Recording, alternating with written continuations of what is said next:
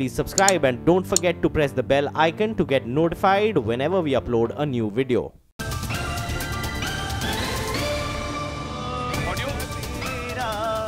मुझसे बुरा ना कोई, गुरु गोविंद दो खड़े, आँख लागे पाए, गुरु गोविंद दो खड़े, काके लागे पाए, बलिहारी गुरु आपने गोविंद दिए बचाए, कबीरा गोविंद दियो बचाए, बड़ा हुआ तो क्या। भैया जी कहन में आपका एक बार फिर स्वागत है। ब्रेक के बाद हम फिर हाजिर हैं। बहस चल रही थी मदरसे के ऊपर, मदरसे के मॉडर्नाइजेशन पे, आधुनिकीकरण को लेकर, लेकिन कुछ बयान थे। लेकिन रोज जैसा होता है, एक मुद्दा मेरे पास होता है, एक मुद्दा जनता के पास होता है। मैंने जैसे अक्सर कहा कि जनता का मुद्दा हमारे मुद्दे से कभी मैच नहीं खाता। ये बड़ा मुश्किल होता है क्योंकि बहस कहीं और होती है और फुटपाथ पे जो लोग खड़े होते हैं उनको लगता है कि मेरी बात हो, और ये जाहिर सी बात है, होनी भी चाहिए। जनता की बात है, जनता को लगता है रोजी रोटी, सड़क, बिजली, पानी, सुरक्षा, ये तमाम सारे मुद्दे हैं। तो आज एक बार फिर पहले मुखातिब होंगे, फिर जनता की तरफ आते हैं। जी भाई, क्या नाम है तुम्हारा? नौजवान सुधांशु। सुधांशु, बोलो क्या मुद्दा है तुम्हारा? बस मुद्दा यही है कि जो वोट बैंक के लिए लोगों को डिवाइड कर रहे हैं वो ना करें। सोसाइटी में जो डिवाइड हो रहा है वो है, लोगों के बीच में नफरत हो रही है, हिंदू मुसलमान से लड़ रहा है। ये एक क्राइटेरिया बना दिया है कि हिंदू मुस्लिम का दुश्मन थोड़ी है, दीज आर द मतलब भगवान के बंदे हैं। वो यहाँ पे एक साथ चैन अमन के साथ रहना चाहते हैं, वो आपस में लड़ना भिड़ना नहीं चाहते हैं। पर ये वोट बैंक के चलते इनको सबको अलग कर रहे हैं। कोई आरक्षण मांग रहा है, कोई कुछ कर रहा है, कोई कुछ कर रहा है। बस ये हिंदू मुस्लिम और सभी जात बरादरी खत्म होके एक इंसान के रूप में रहे यहाँ पर। जी, क्या नाम है आपका? सुधांशु। सुधांशु, कहाँ के रहने वाले सुधांशु? अलीगढ़ से। अलीगढ़ से? क्या बढ़िया बोलते हो यार तुम, बड़ा तीखा बोलते हो, बहुत अच्छा बोलते हो। हाँ, आ गए तुम? हाँ, बिल्कुल आ गया मैं। तुम तो कुछ आगे ही बोलोगे। बिल्कुल। आज मेरा जो सवाल है समाजवादी पार्टी के प्रवक्ता महोदय अग्रवाल जी से है, और अग्रवाल जी यहाँ पर बैठे हुए हैं। कल स्टेटमेंट दिया था अग्रवाल जी ने, आरक्षण पर एक स्टेटमेंट दिया था कि आरक्षण जाति के आधार पर नहीं होना चाहिए, आर्थिक आधार पर होना चाहिए। क्या आप आज भी, अभी भी क्या उस स्टेटमेंट पे कायम हो? पहला सवाल। दूसरा सवाल, अगर नहीं, मैं सिर्फ इसलिए पूछ रहा हूं, क्या अन्य पार्टी के नेताओं की तरह ये हवाबाजी तो नहीं थी आपकी? तीसरा सवाल ये है, अगर ये आपका स्टेटमेंट सही है तो राष्ट्रीय स्तर के नेताओं ने अब तक इसका समर्थन क्यों नहीं किया? अगर समर्थन नहीं किया तो आप अभी इस्तीफा दो, आप अभी इस्तीफा दो, अगर आपके स्टेटमेंट का समर्थन आपके राष्ट्रीय स्तर के नेताओं ने। भाई, कल आपने कहा था मैं इसको जानता हूँ, ये तो नहीं, पीछे रहो, पीछे रहो। मैं जानता था ये आग बोलेगा, और इसने कहा कि आप इस्तीफा दो, आप आरक्षण के मुद्दे पे कायम हो या नहीं, जो कल का स्टैंड था। तीसरी बात, आपके राष्ट्रीय स्तर समाजवादी पार्टी के नेताओं ने या तो आपकी बात की तस्दीक क्यों नहीं की, या कोई स्टेटमेंट इशू क्यों नहीं किया? मैं तो इस देश व्यक्तिगत रहे मैं इस देश के मजलूमों, गरीबों, जो बेचारे पिछड़े दलित लोग हैं, उनका पीछे वर्षों से दुख देख रहा हूं इस आरक्षण से। मैं ये जल हाथ में लेके शपथ खाता हूं कि ता जिंदगी इस आरक्षण को खत्म करके और आर्थिक आधार पे आरक्षण लागू कराने की लड़ाई सदा लड़ता रहूंगा। ये तो आपने कल कहा था। नंबर 2, ये कल कहा था आपने। ये सब बीजेपी के एजेंट हैं। मैं इनसे पूछना चाहता हूं कि इसमें हमारे प्रधानमंत्री जो हमारे इस देश के मालिक हैं। ये गलत शब्द का इस्तेमाल मत करिए। नहीं, आप गलत शब्द का इस्तेमाल मत करिए। आप अपनी बात कहिए, किसी को एजेंट कहने का आपको कोई अधिकार नहीं है, पहली बात। दूसरी बात ये कि आपकी पार्टी की तरफ से जो सवाल उसने पूछा, आप किसी को एजेंट मत कहिए। उसने कहा कि आपकी पार्टी की तरफ से क्लैरिफिकेशन क्यों नहीं आया समाजवादी पार्टी की तरफ से? समाजवादी पार्टी मेरे इस डिसीजन में साथ है, वरना अब तक तो मुझे पार्टी निकाल देती अगर मेरे खिलाफ होती। समाजवादी पार्टी मेरे इस डिसीजन में मेरे साथ है। समाजवादी पार्टी चाहती है कि इस देश से आर्थिक आधार पर आरक्षण मिले, सभी मजलूमों को, गरीबों को आरक्षण मिले जो गरीब लोग हैं, और सभी भाइयों को, युवाओं को रोजगार। ठीक है, मैं आपने अपनी बात रख दी। समाजवादी पार्टी मेरी बात से सहमत है। संजय अग्रवाल जी कहते हैं समाजवादी पार्टी के, और ये कहते हैं कि आरक्षण जो है आर्थिक हालात आधार पे होना चाहिए। हालांकि कॉन्स्टिट्यूशन में ये बात नहीं है, उसके बावजूद ये बात कहते हैं। लेकिन मैं मुद्दे पे लौटता हूं, फिर वापस बात करता हूं मदरसे की, जो कि आज की बात थी। सवाल ये था कि एक बात रिजवी साहब कहते हैं लखनऊ से, कौन है ये? हाँ जी, हाँ वो ये आपकी सही है, वसीम रिजवी साहब। नहीं, वसीम रिजवी साहब कहते हैं कि आतंकी जो हैं मदरसे में बन रहे हैं, इंजीनियर और डॉक्टर तो बन नहीं रहे हैं। असल में मसला ये है कि जो खुद जिस मामले में फंसा हुआ हो उसे हर दूसरा आदमी वैसे ही काणी को अपना टेंट नहीं दिखाई देता, दूसरे का दिखाई देता कि दूसरा काणा है, अपना नहीं दिखाई देता। 52 मुकदमे चल रहे हैं फ्रॉड के उसके ऊपर।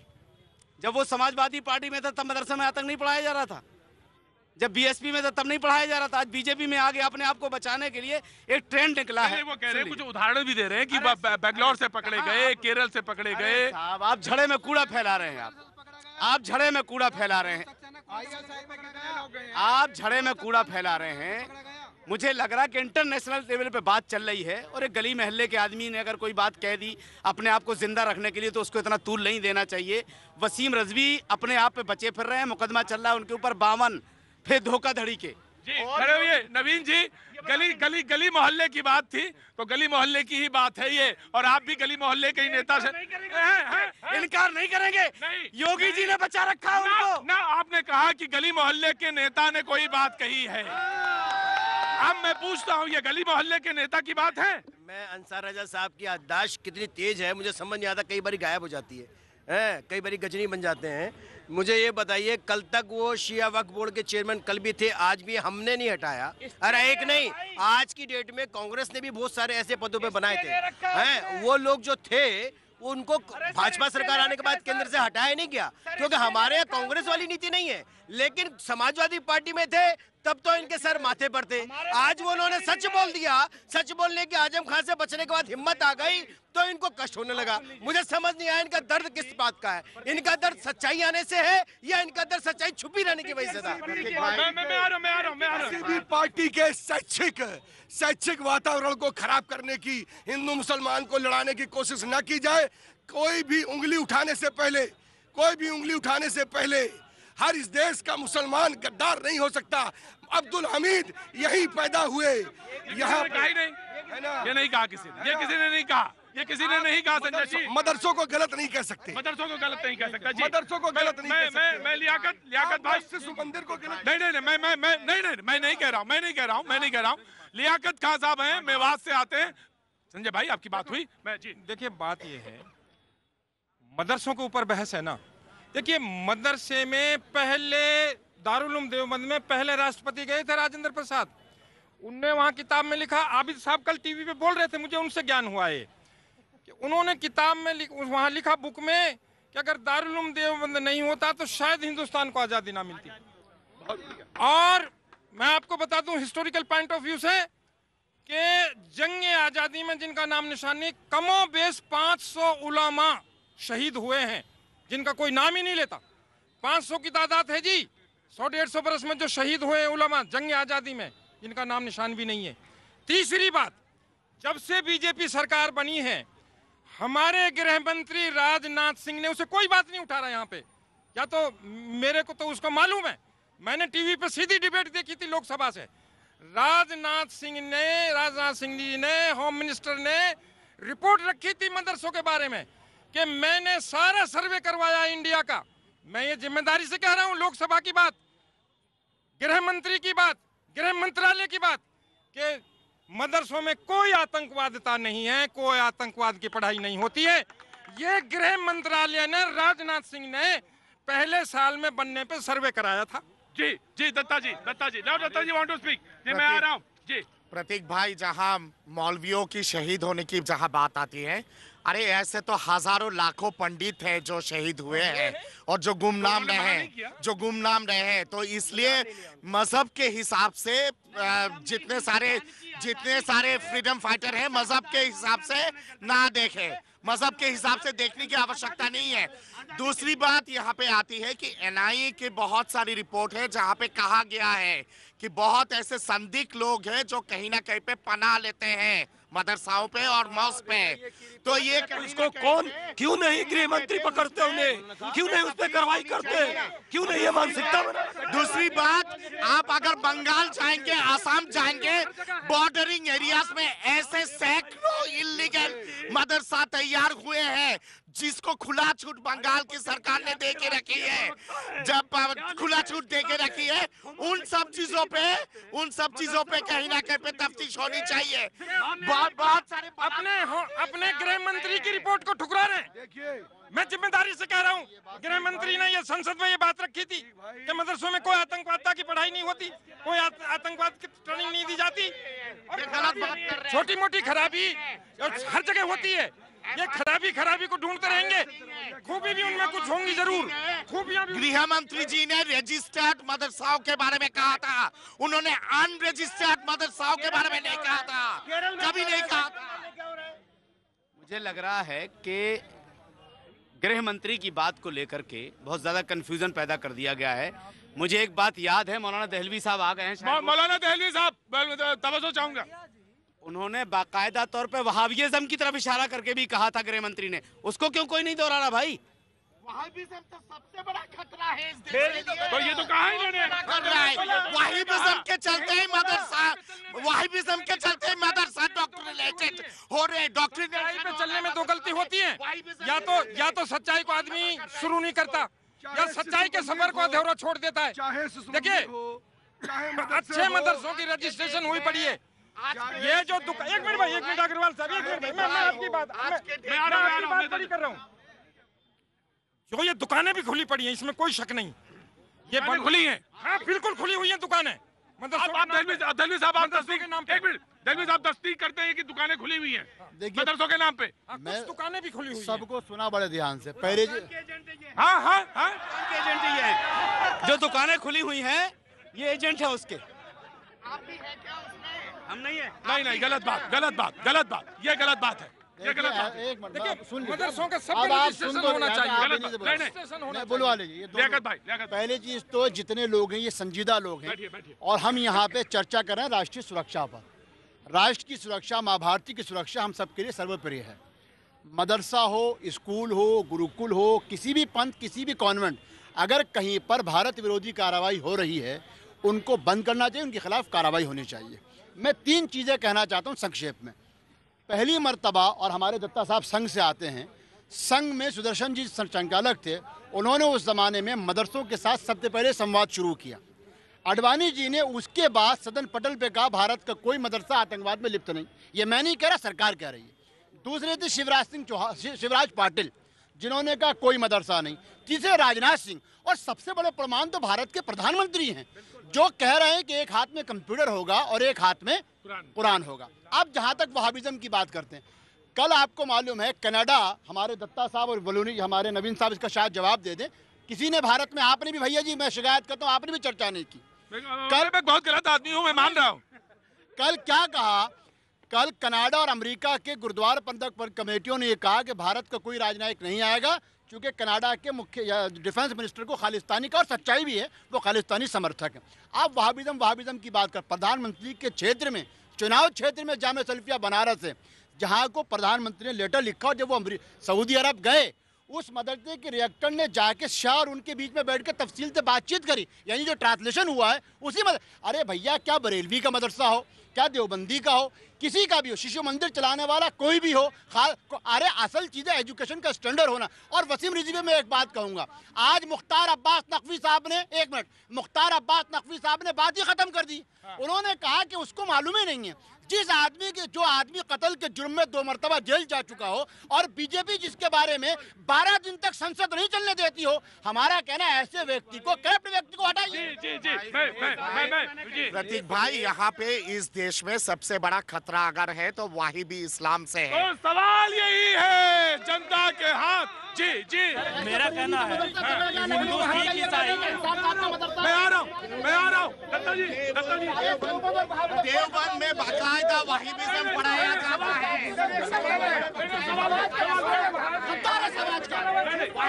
वहाबिज्म देवबंद में बाकायदा पढ़ाया जाता है। देवबंद में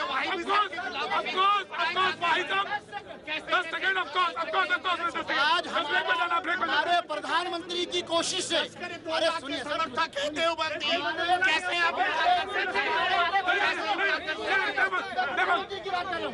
आज हमारे प्रधानमंत्री, माननीय प्रधानमंत्री के सबसे करीबी अलाई अगर कोई है, अगर हमने कट्टर सऊदी अरब को भी लिबरल बनाया है, उसमें प्रधानमंत्री नरेंद्र मोदी का बहुत बड़ा कैरेक्टर है। अगर आज आप सऊदिया को गाली बक रहे हो, वहाबिज्म को गाली बक रहे हो, आप वो चोर लोग हैं जो आप मैं कह रहा हूँ कि उसी वहाबिज्म से भारत को खतरा है। लौटता हूँ वक्त ब्रेक के बाद। भैया जी कहीं, भैया जी कहीं।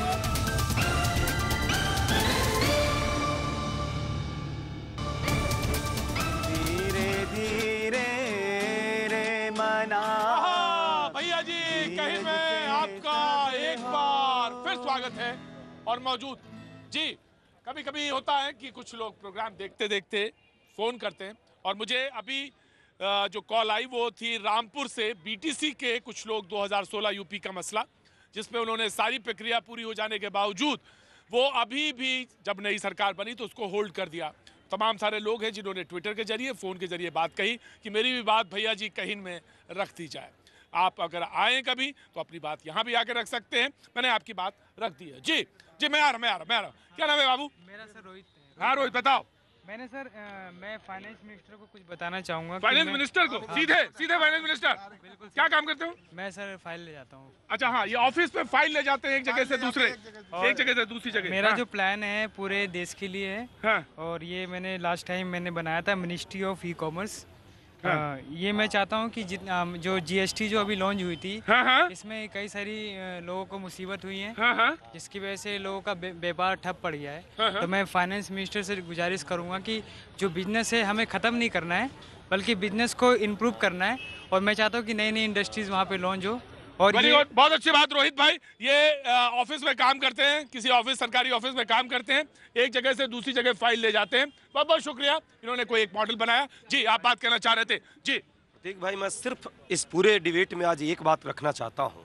जिस तरह प्रधानमंत्री जी की चर्चाएं बार बार करते हैं कि मदरसे में एक साथ एक हाथ में कुरान और दूसरे हाथ में तकनीकी होनी चाहिए, ये बात ठीक लगती है। लेकिन दूसरी तरफ जब इनके ही पार्टी के लोग, चाहे रिजवी जैसे लोग हों, इंद्रेश जी जैसे सीनियर नेता हों, या अभी आपने जिस किताब की चर्चा की, नवीन कुमार जी राष्ट्रीय प्रवक्ता हैं, जब ये अपने किताबों में, चाहे जोगीनाथ जी इनका प्रस्तावना इस किताब का लिखते हैं, उसमें लिखते हैं मदरसों में आतंकवाद पलता है, और ये लिखते हैं कि मदरसों में समलैंगिकता होती है। कितनी दुर्भाग्यपूर्ण बात है किसी समाज पर इस तरह का प्रश्न लगाना, किसी समाज के लोगों के साथ इस तरह जो लेटर लिखा है प्रश्न लगाना। मैं आपसे बता दूं, इस किताब का जो मैंने लेटर पढ़ा है, ये पढ़ने के बाद इसकी फोटो कॉपी करके हम उत्तर प्रदेश के मुख्यमंत्री से पूछेंगे कि महाराज जो आपने लिखा है कहां तक सही है, ये इसका जवाब योगी जी को देना पड़ेगा।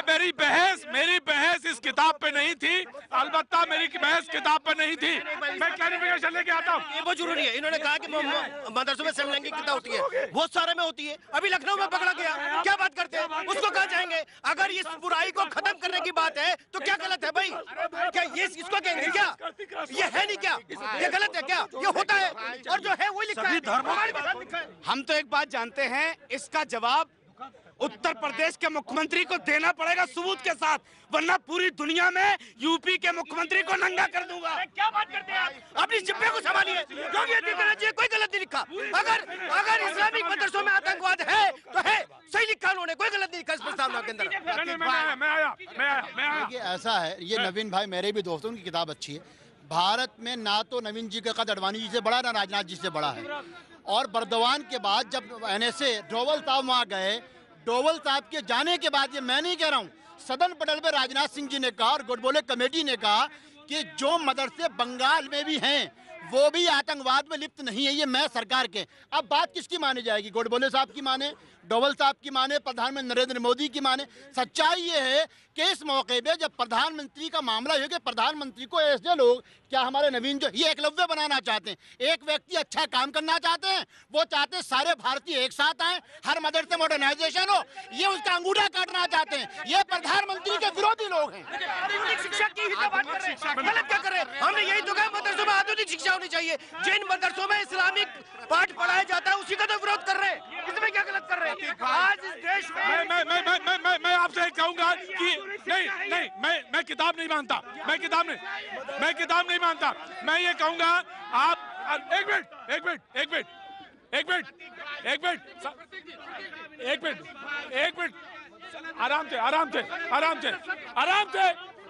आराम से देखिए, अल्फाजों को ठीक से बोलना चाहिए। आप हमारे बहुत पुराने प्रवक्ता हैं, यहाँ पे आते रहे, बोलते रहे, अपनी बात कहते रहे। मैं अल्फाजों को लेके बहुत संयत होना चाहिए, बहुत संयत के साथ बोलना चाहिए। अब मैं बोलूं, आप ये बताइए जी, नहीं बोलने दोगे? नहीं, आप बोलिए। हमारी सेहत पर फर्क नहीं पड़ता। किस बात की माफी? हम माफी में नहीं मांगते हैं। हमने कोई ऐसी बात नहीं कही जिसमें माफी मांगना पड़े। आप किताब का रेफरेंस दे रहे थे, वो एक मिनट।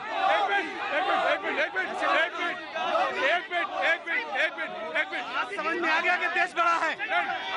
ये अभी तक देश की बात करने वाले ये योगी कर रहे हैं। ये राहुल गांधी योगी जी ने क्या गलत बोला? सही बोला जो बोला है। प्रतीक भाई, क्या बात करते हैं? प्रतीक भाई, इन्होंने जो गलत अल्फाजों का इस्तेमाल किया है, मैं समझता हूं कि इनको माफी मांगना चाहिए।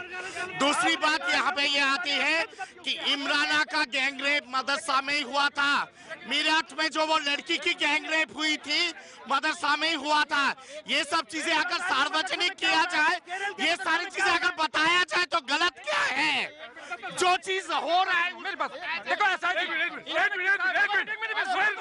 रुकिए। हाँ, देखिए भैया, बात सुनो।